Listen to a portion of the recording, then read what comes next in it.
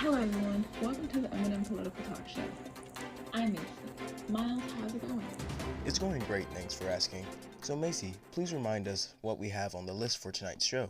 Well, tonight we are going to talk about the former president, Obama and Trump, and the empty promises they gave the country, the lies they told, and how they hurt the people.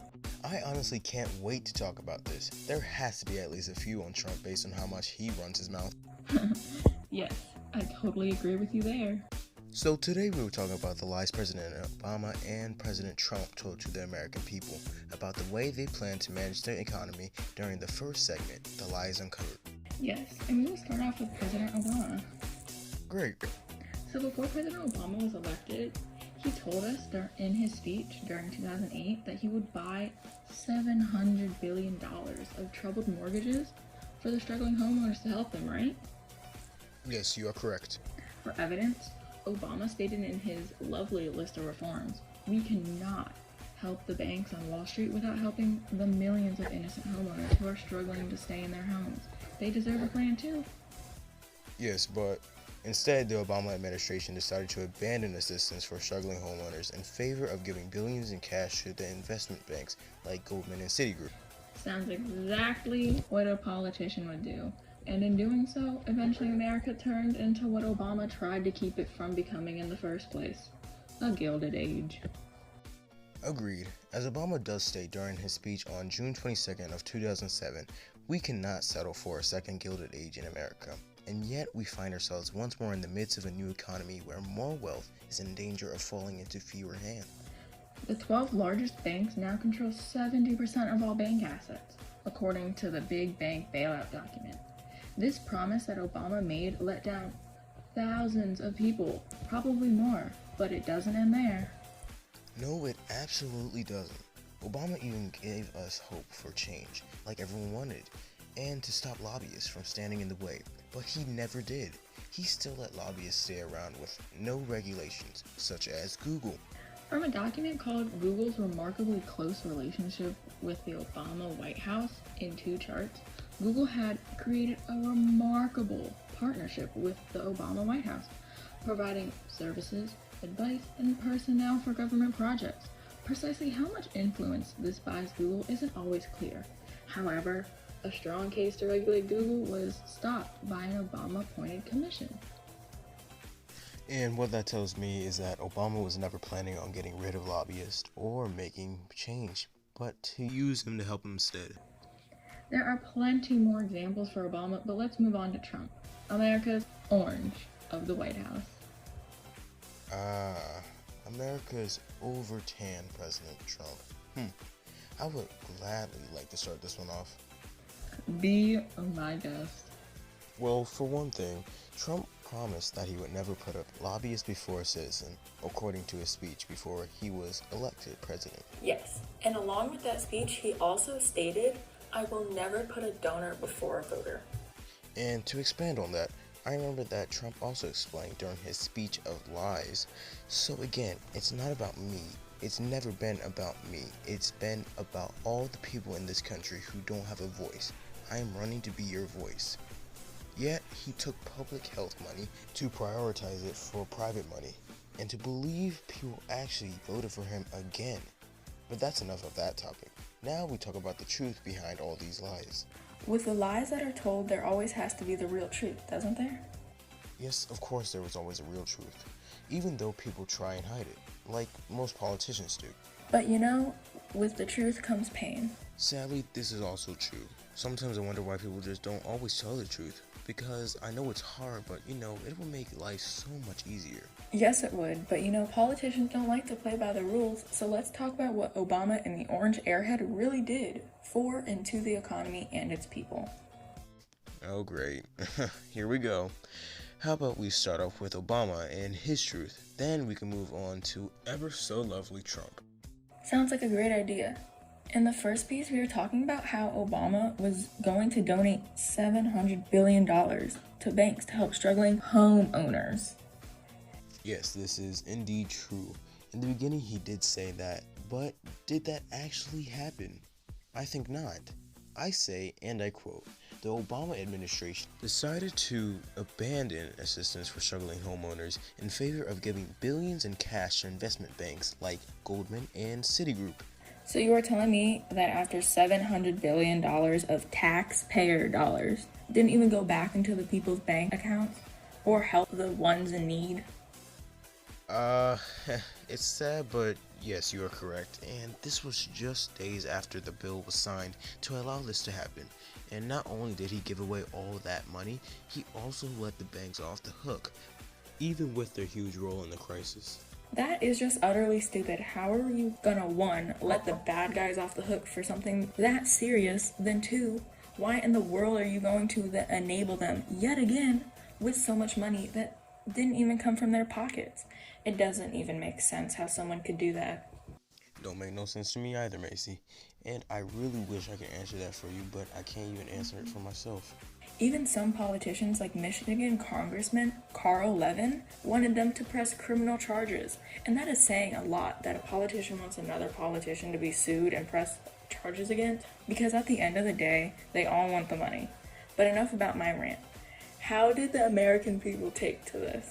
Well, I'm glad you asked. Well, they took it, well, not well at all, to be honest. Millions of Americans would be costed their house to the senseless act that he made, even after voting and protesting to stop. The foreclosures seemed to go in one ear and out of the other with this guy. That's sad that he seemed to not even care that millions of people would end up losing their home due to this act of greed.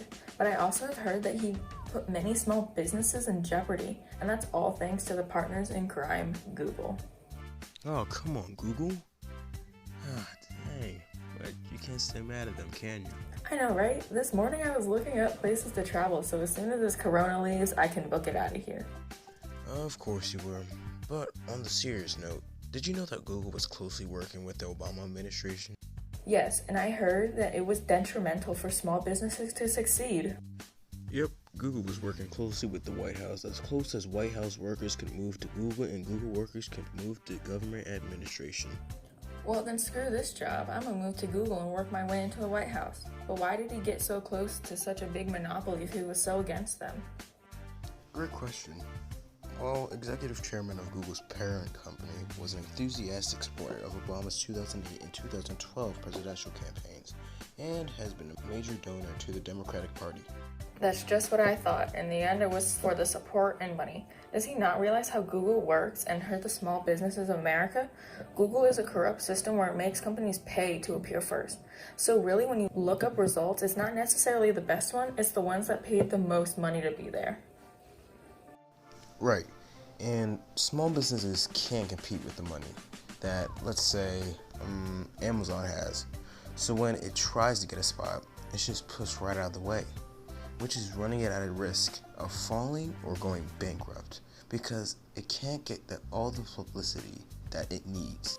No publicity, then no product sold, no money, and then no business. Yep, but yet again, it goes in one ear and out the other. What a great administration. We were led to believe taking and allowing people to lose their homes just like that and not helping America's economy by expanding and promoting business opportunities. It's kind of sad. Yeah, but what can you expect when money and greed gets in the way of the people?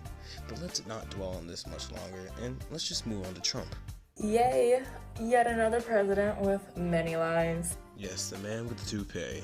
In his speech about lobbyists, he seemed to talk a lot about how he will never put any person or special high stress of profit before the people of the United States. But how many of those promises were lies? Well, for one, I can tell you that the lobbyist and special interest before the people is a lie. At the halfway mark of Donald Trump's presidency's first term, his administration has hired lobbyists for every 14 political appointments made, welcoming a total of 281 lobbyists on board. And that's in only 2 years of him becoming a president. And lobbyists are at the foreground of how big corporations get what they want. So that right there is a red flag for him being about the people. You know, it's funny because he says that the system is corrupt due to the fact that the lobbyists run it. But here he is, adding all of them to the mix. Donald J. Trump was also at the White House when the tragic COVID-19 came in full force on the country. But what did he do? Not care about the public health. Instead of public health, the Trump administration has prioritized private wealth, says Robert Wiseman, president of Public Citizens. Insiders, donors, and lobbies are cashing in on the crisis. So while millions of people were getting sick and thousands were dying, he was too busy giving millions away to private companies to find a vaccine. And that's not even giving a damn to help or give any financial aid to the people in need during the time. Even though they were finding a vaccine, it would have been for personal benefit, not public. And here we go again with the man with all the power lying. I love how he says in a speech that he wouldn't put donors over citizens or special interests before national interests, but literally doing the utter opposite. He's so two-faced. The lives that ordinary Americans are living are so much different than the ones he is living, and it's so sad to see that he doesn't show any sympathy at all. Disappointment at its finest. Well, ladies and gentlemen, we have made it to the end. This is the segment where we really see who is the worst president, and this will be based off the evidence we used in the earlier segments and some personal opinions and thoughts. Miles, would you like to kick us off on who you think the worst president is? Don't mind if I do. So in my opinion, I believe Trump was the worst president between the two candidates because one aspect that Trump didn't have was being selfless. He just took everything for himself, such as the public health money being used for his own private wealth. You can't have a president who doesn't think for others most of the time because the economy won't have correct order. Another example of Trump being selfish was firing the doctors who were supposed to find a cure for COVID-19, but no, he wanted to keep his money all to himself. Selfishness turns into chaos, as we can clearly see during this year of 2020. That is my opinion on who was the better president, but Macy, what about you? Great minds think alike, my friend. I too believe Donald Trump was the lesser of the better out of the two. Based on evidence shown that he was lying about putting the people before him, he also deregulated, despite the Americans' want for regulation. And the one that really doesn't make sense to me is he cutting off the food stamps. In December, the Trump administration finalized a set of rules that were estimated to remove 700,000 jobless people from the Supplemental Nutrition Assistance Program, SNAP, formerly known as food stamps. This to me just makes him seem utterly stupid and arrogant. He doesn't know what it is like. He doesn't know what it's like to have little to nothing, or to hope that you have a next meal, or to give up a meal for a little sibling to eat. Not only does he lie, hurt the economy, make people's lives hell, and make it harder for people to actually have a life, he's very rude, closed-minded, and arrogant of a person. Who would never think about what he says before he says it? Now, yes, he may have done some good somewhere in the 4 years with unemployment rates and stuff like that, but he has to go mess it all up with his mouth and his tweets. He needs to really stop tweeting. He puts the wrong people down and lifts the wrong people up. He talks as if women are objects and they have no voice and they have no rights, and they're just there for men's pleasure.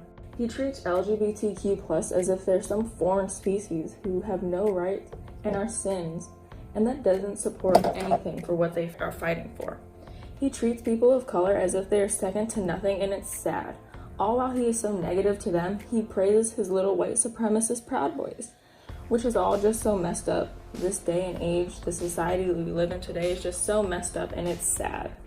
I agree on everything you just said, 100% of the way, and I appreciate you sharing your opinion on who was the best president and why. Well, that's all the time we have for tonight. Yes, thank you so much for listening to the Eminem Political Talk Show, and until we meet again.